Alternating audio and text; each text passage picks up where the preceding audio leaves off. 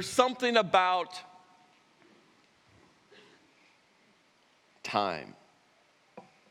Now, for today's time together, for this portion, the message portion, I just want you to know that I'm going to preach until the sand runs down. It's a 2-hour sand timer, so don't worry. But how would you complete this thought? If I had more time, I would. What would you put there? I'm sure you have a list of things. If you had more time, I would. If I had more time, I would love to grab a new book and a cup of hot tea and a blanket and curl up in the corner of the couch without kids screaming in my house. If I had more time, I would love to coach my kids' ball teams. If I had more time, I'd love to go watch more Penn State games or Pirates games or Penguins games. If I had more time, I would love to organize my garage.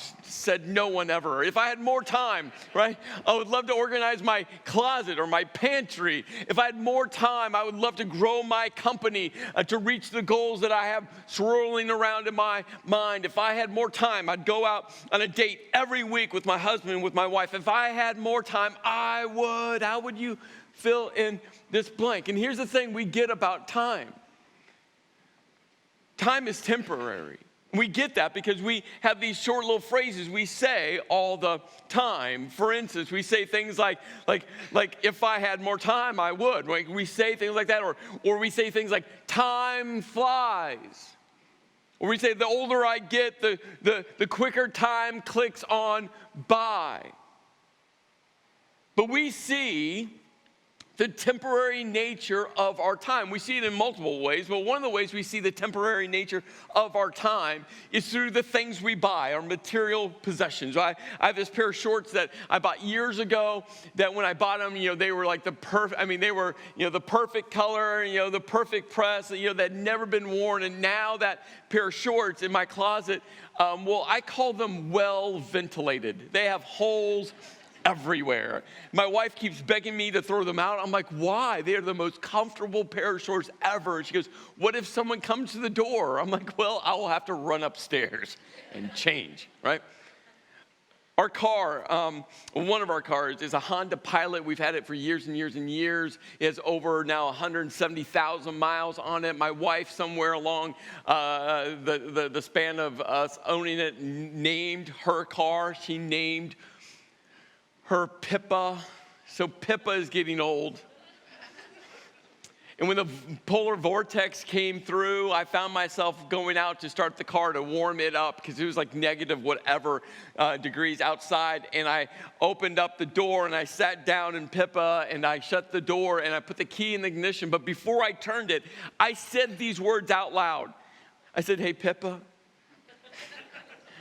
I know you're not going to want to start today.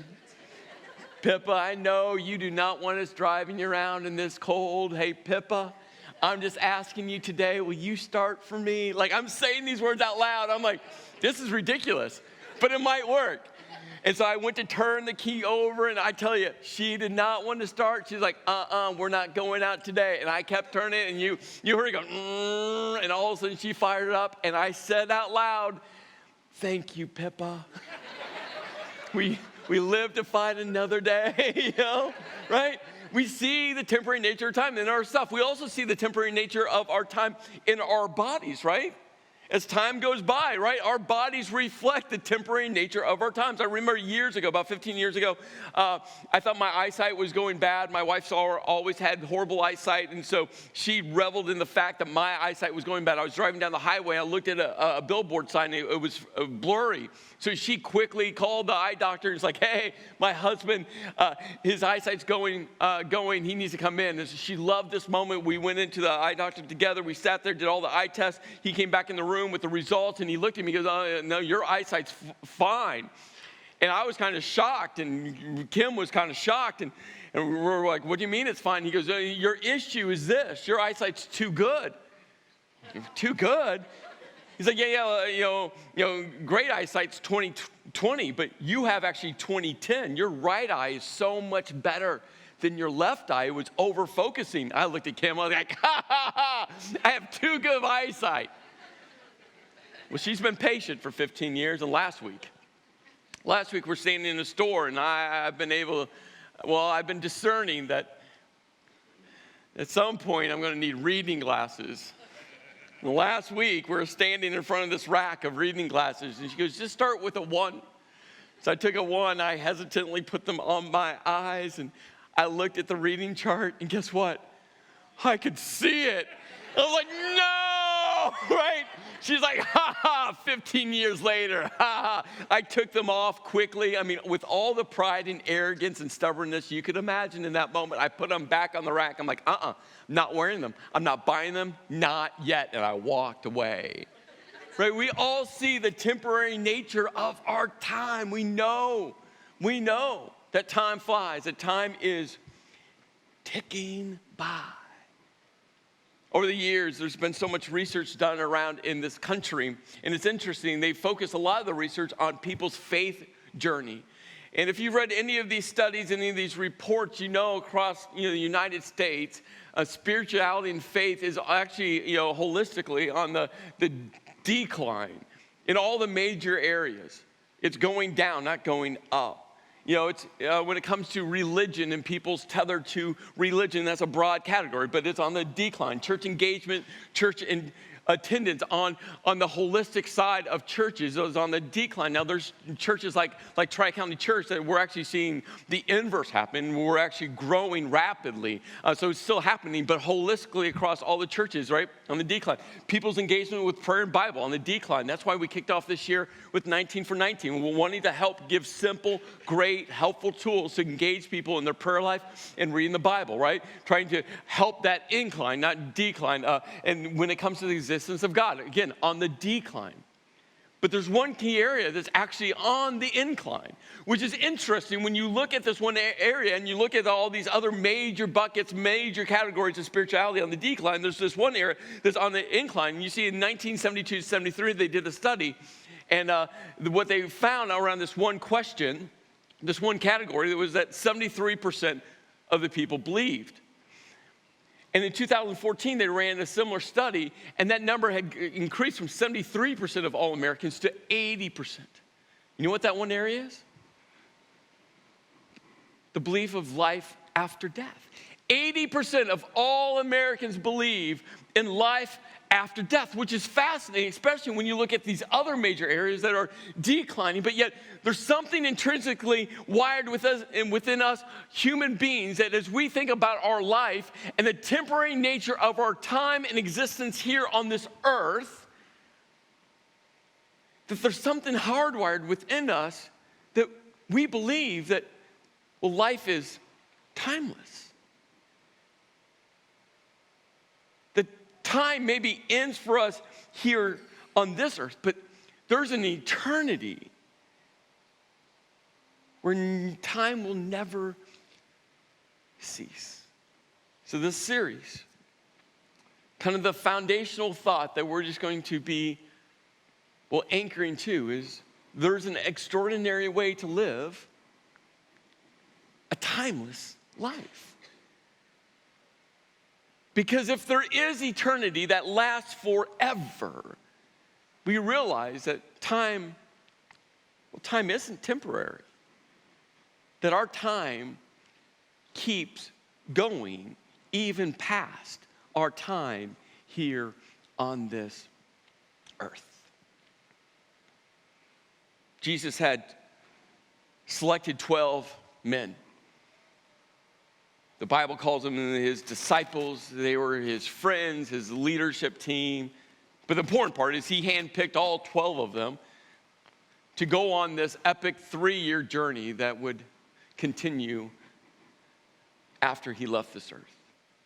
And that 3-year journey was filled with ups and downs, twists and turns, filled with a bunch of unexpected moments. But all of a sudden they came to eating at this house, which started this week, in a week that would leave them scratching their heads in ways that they had never experienced the 3 years before. It was the beginning of a week that, Well, it was just going to be bizarre at every twist and every turn. And they found themselves sitting at the house of Mary and Martha in this small little town called Bethany. Bethany is like a suburb of Jerusalem, about a mile and a half outside of Jerusalem. And they found themselves sitting there. Mary and Martha was there. Jesus is there. The 12 disciples were there. And then there's this other guy named Lazarus. And if you're familiar with the story of Lazarus, Lazarus was a good friend of Jesus, and he died. And Jesus left him to die, to decay in a tomb.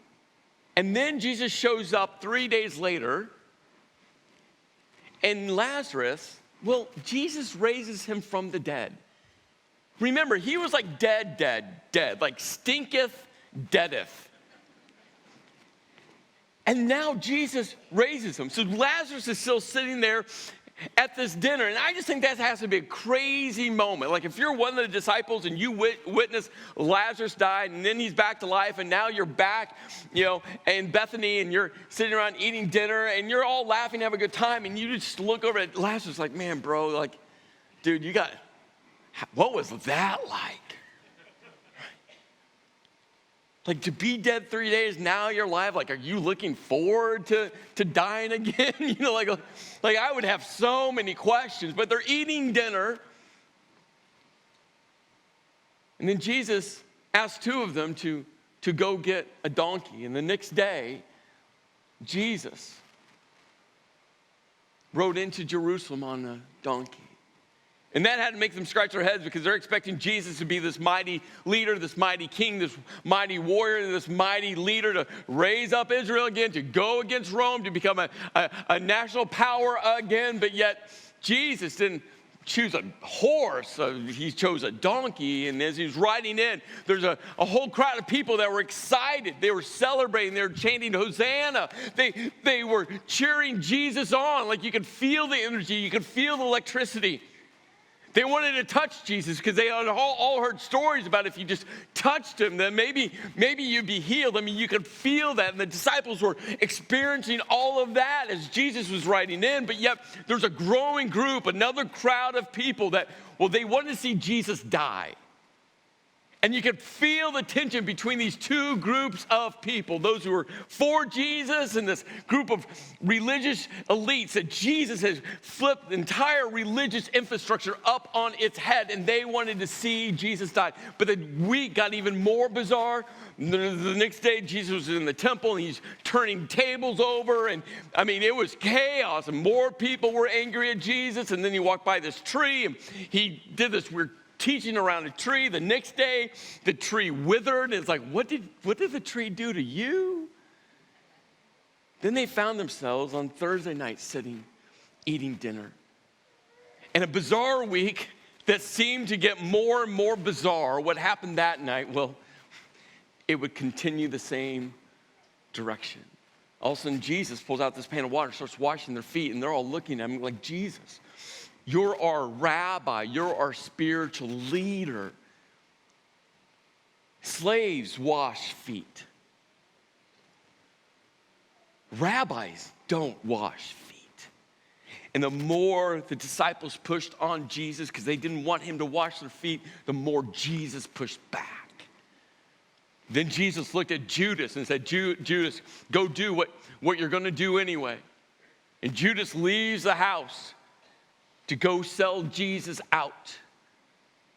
Then Jesus turns to Peter and says, hey, Peter, within hours, within 6, 7, 8, 9 hours, Peter, I just want you to know, not once, not twice, but 3 times, you're going to betray me. You're going to deny that you even know me.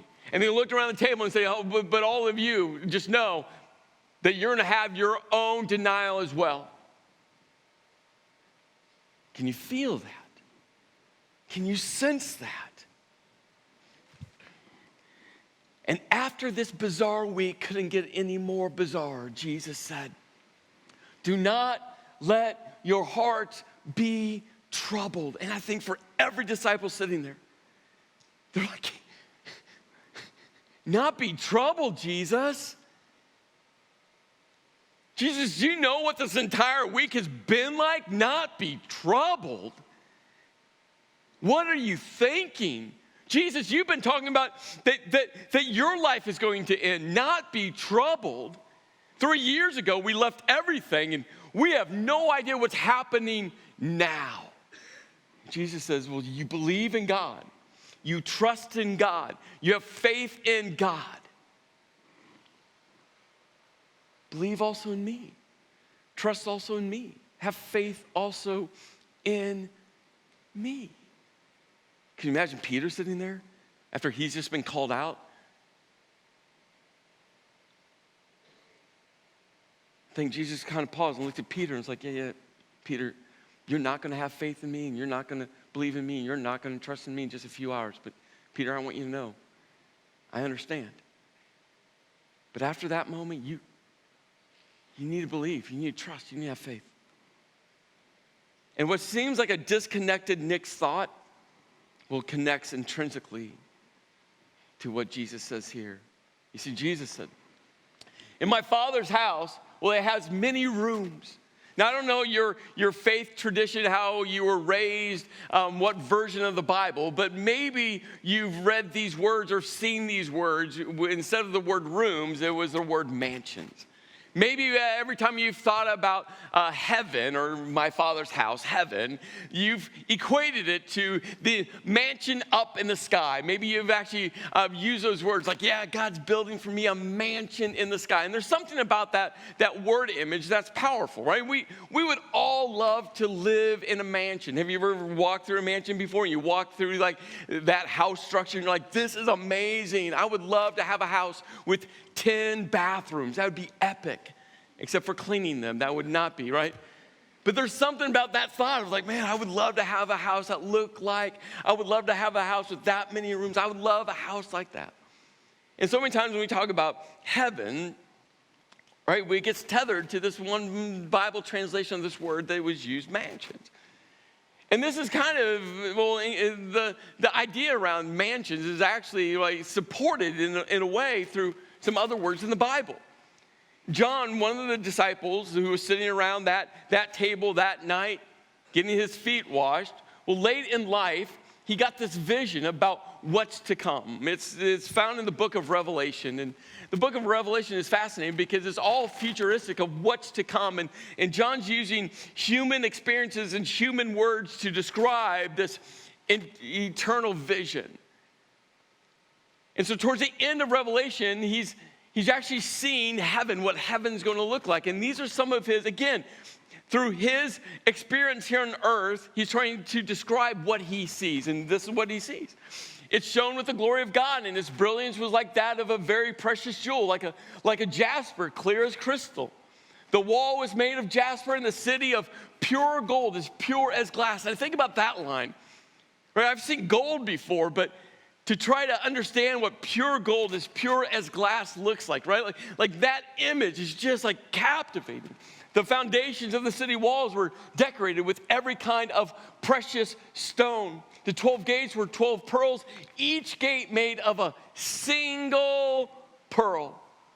The great street of the city was of gold, as pure as transparent glass, right? And we think about this description that John's sharing with us, and then we think about heaven being like a mansion, right? Like, and all of a sudden these word images, these word pictures come to mind. Well, we're going to go on a side journey here in a moment, but before we get to that side journey, I want to answer a couple very important questions, because I think these questions are important before we go on the side journey, okay? One of those important questions is this: is heaven a real place? And I just want you to know emphatically, like, yes, heaven is a real place. Jesus talked about it being a real place. It's not some ethereal place up there with spirits kind of hovering around. It's a real place. Now, I have a lot of questions of how we interact and what that's going to look like who knows, but it's a real place. And so once we answer that question, we have to go to the next important question, and that is, do dogs go to heaven?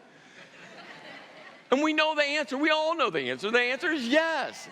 Emphatically, dogs will go to heaven. Now I don't know if I've had multiple dogs over the years, and we had one dog that we desperately tried to give away multiple times, and people kept on giving her back to us. I don't think she's going to be there. I I do not think God's going to allow Molly in heaven, right? There's a special place for dogs like that.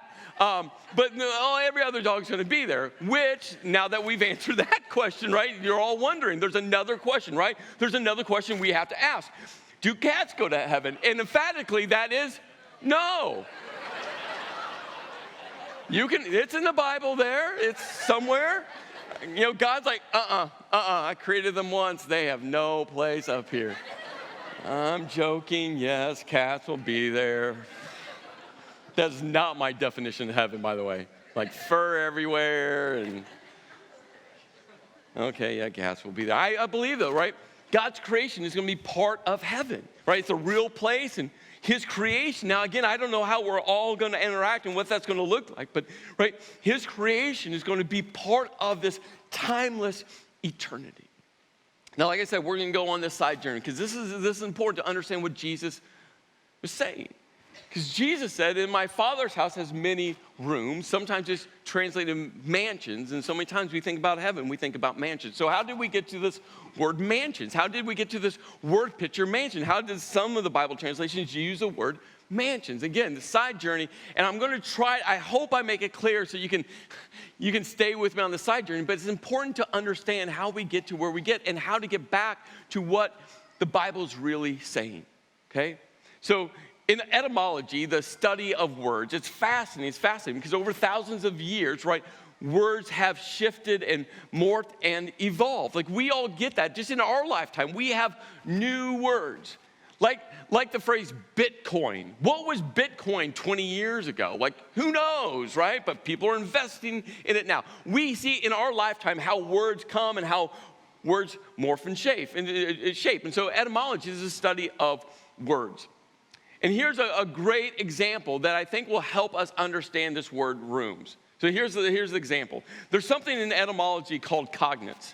And cognates are basically, this word cognates comes from this Latin word, and the Latin word means blood relative. And that is so important because if you've ever read the definition of a word, you will see this word cognates throughout dictionaries, throughout other like online tools. You'll see this word, and what you want to think of is blood relatives because that's what the Latin word means. And so cognates are words that are in the same family tree as other words. So they're related to each other. And here's an example. And as soon as I show you this word, it's actually an ancient Latin word that we now use in our English language in a vastly different way. But this ancient Latin word is a word, discus. Now, immediately I know where your brain goes. Oh, yeah, I know what a discus is. It's that once every 4 years Olympic sport in track and field where they throw that thing and I watch it, right? That's discus. My oldest daughter was in track and field in 8th grade. She came home from the track meet. I asked her, how did you do? She quickly was like, hey, Dad, I won the discus. I'm like, Kiara, you've never thrown a discus in your life. How did you win that? You weren't even in that event. She goes, this crazy story. She goes, because she was running a couple of the running races at the track meet. She goes, my coach ran up to me, Dad. My coach looked at me and said, hey, Kiara, you got to come and you got to enter into the discus throw. And she goes, I looked at Coach, I'm like, Coach, I've never thrown it. And he goes, that's okay. No other school here at the track meet has anyone to throw the discus. So if you throw it, you win. So guess what? She did, and she won first place, right? It was amazing. Like Kiara, you should now go to states. Right? But this ancient Latin word simply means round, flat object. That's what it means, right? Round, flat object, round, flat stone. And over the years, different language dialects took from the Latin, very common, to develop their language. So in the German language, I'm going to butcher this word, they've taken this word from discus, and the German word is Tisch, which means table. And you think about this, right? The etymology of this word, you think about a table. It's a round, flat object. Well, in the English language, again, from this word discus, from the Latin, we get our word dish, which is a round, flat object. In the German word, in the English words, these are what's called cognates. They're blood relatives of this Latin word discus. And this happens all the time. I mean, you just think about the word discus. We have something that, well, it's now obsolete technology, but it was called a CD-ROM, right? A disk, a round, flat object. So think about what Jesus said. In my Father's house, there are many rooms. Now, the Greek word, and what's interesting between the Greek and Latin, this is fascinating, by the way. I hope you think it's fascinating. I do. The Latin pulled a lot from the Greek language. So there's a lot of similarities. But most of the New Testament was actually written in the Greek. And so when Jesus said these words, for rooms, he used this Greek word for rooms, mone, which means a place to stay. It's a noun, it's a dwelling place, a home, and it's a place where you abode. Like it's a physical place. And so he goes, in my house, there's many monets. There's many places to stay, many dwelling places.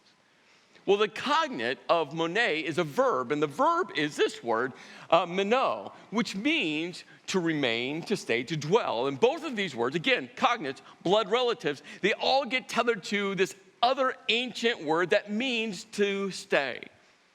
So when they started to translate this Greek text into the Latin, they looked at the Greek language and they looked at the Latin language and they said, well, what word means a place to stay, a place to dwell? And the Latin word, and this is going to be very familiar, the Latin word is mansiones, which means a place to stay, a place to dwell. But you can quickly see, because you're all smart people, what word do you see in there for our English? It's the word mansions. But this Latin word doesn't mean what our English word mansion means today. So when Jesus said, this is a long rabbit trail, when Jesus said, my Father's house has many rooms, he said they had many monets, they had many dwelling places, because Jesus' focus wasn't about a mansion in the sky. His focus was much, much more different. Because so many times when we think about heaven, we think about, well, what is it going to look like? But that wasn't the point for Jesus. You see, Jesus goes on because if that were not so, would I have told you that I'm going there to prepare a place for you? So you have to ask yourself the question, what is Jesus going to go prepare? What is he? Is he going to build a mansion? Like, did Jesus need more time with his tool belt on to go construct more places? Or was he preparing something else? You got to ask that question. What was Jesus going to go prepare? Well, he tells us in his next thought. He says, and if I go and prepare a place for you, I will come back and take you to be with me, that you also may be where I am. See, what Jesus knew is in just hours, he was going to crawl upon a cross. In hours, he was going to give his life for everyone. And when he said, I'm going to go prepare a place for you, it had nothing to do with a mansion in the sky. It has everything to do with you and me. Because you see, the point of heaven isn't about the place. It's about being in God's presence. And I get asked all the time, well, Chris, what do you think heaven's going to be like? And my response is almost always the same. I don't know, but I don't think that matters. Because I'm going to be in the presence of God. What the structure looks like doesn't even compare with being in the presence of God. And you see in Revelation when John's describing what heaven looks like, before he even gets to describing this image of heaven about jasper and pure gold, do you know what John says? See, so many times people want to go to the description of heaven and they miss the most important thing John says in that entire chapter. This is what John says. He goes, look, God's dwelling place is now among the people, and he will dwell with them. They will be his people, and God himself will be with them and be their God. See, Jesus, the priority wasn't what heaven's going to look like. Priority for Jesus was developing a pathway for all people to experience God's presence. And then Jesus said, you know the way to the place where I'm going. And I think in that moment, all the disciples kind of looked around at each other, because at this point, again, their bizarre week has gotten even more bizarre. At this point of the journey, they could not guess what was coming next. They had no clue what was coming next. Every time they thought they knew the direction Jesus was going, Jesus would do a U-turn or shift the other direction. They were just clueless. And I think you could almost feel the frustration, because all of a sudden Jesus goes, well, you know the way to the place where I'm going? And they're all going, no, we don't know. And I think they kind of rock, paper, scissors for the one to speak up first. And Thomas won or lost, however you see it. And Thomas, with all of this frustration and all the sarcasm you can place on his words, he said, Lord, we don't know where you are going, so how can we know the way? Jesus, we have no idea what you're talking about, so how can we even guess the way? Jesus, we don't know. We throw in the white towel. Every time we think we know what you're doing, we get it wrong. At this point, we have no clue.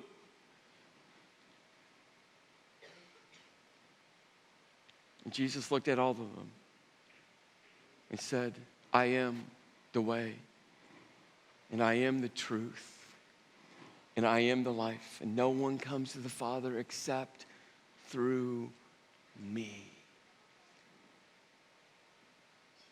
Jesus looked around, what was 12, now 11. He said, I am enough. I am everything. That Jesus, it's not about him knowing the way. Jesus said that he is the way. That no one goes to be with God the Father except through him. It's why he says, I'm going to prepare. Because he knew in just hours, he was going to die on a cross to take on the sin of all the human race, so that all people, through him, would experience the presence of the perfect, holy, all-loving God. That Jesus is the way, and he is the truth. In John 1:1, it says that Jesus was filled to the rim, full of grace and truth. Complete.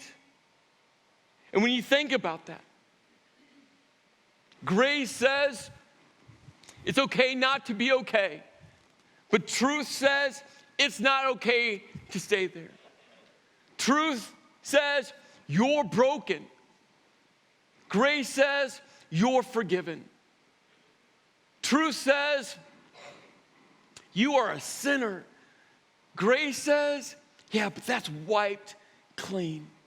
That Jesus is the truth of how we are to live our lives here on this earth, and that he is the life. Jesus over and over again talked about that when he was the bread of life, that he's the living water. That when Jesus is the subject of your life, you'll never go hungry again and you'll never thirst again, because he is enough. He's enough. I'm the way and the truth and the life, and no one comes to the Father except through me. And if you really know me, you'll know my Father as well. From now on, you do know him and have seen him.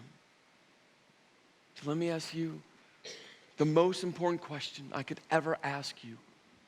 Is Jesus the subject of your life? And for some of you, you've had a question on that statement for so long. One moment you think that Jesus is the subject of your life, and other moments you think to yourself, I'm just not sure. And in this moment, I want to help remove that question mark. So, because for you, you shouldn't have a question mark. on whether Jesus is or isn't the subject of your life, because remember that Jesus is the way, and he is the truth, and he is the life. For some of you, you've never named Jesus the subject of your life. You've never taken that step. And maybe right now in this moment, God is just stirring within you to take that step. Remember, to name Jesus the subject of your life, you don't have to do anything. Jesus prepared the way by dying on a cross for you. Because Jesus is the way, and he is the truth, and he is the life. So right now, I'm just going to ask all of you, even those of you online, if you could just bow your head for this moment. And if you're ready to name Jesus the subject of your life, I'm just going to have you just say a prayer with me here in a moment. And if you've already named Jesus the subject of your life, I just ask you in this moment, pray for someone that you know that needs to take that step. Just be praying for them, covering them. God is working in their soul, on their heart, on their spiritual journey. Just right now, if you made Jesus the subject of your life, just pray for that person by name.